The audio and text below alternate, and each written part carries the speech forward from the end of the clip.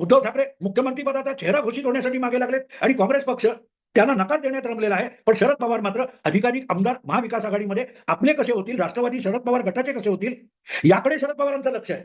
आणि म्हणून हा सगळा जो संभ्रम आहे महाविकास आघाडीतला आणि महाविकास आघाडीच्या समर्थकांचा, तो संभ्रम दूर करण्यापेक्षा तो संभ्रम अधिकाधिक गडद होत जाईल. समोर आहे ते सुद्धा बघण्याची बुद्धी आणि नजर कोणाकडे उरणार नाही, इतका संभ्रम वाढवण्याला शरद पवार हात लावत असतात. आणि म्हणून शरद पवारांची रणनीती जर समजून घ्यायची तर खूप सोपी आहे. ती रणनीती अशी आहे, देवेंद्रचा उद्धव ठाकरे केला, आता उद्धव ठाकरेंचा काय करायचं? तर यावेळेला उद्धव ठाकरेचा देवेंद्र करायचा.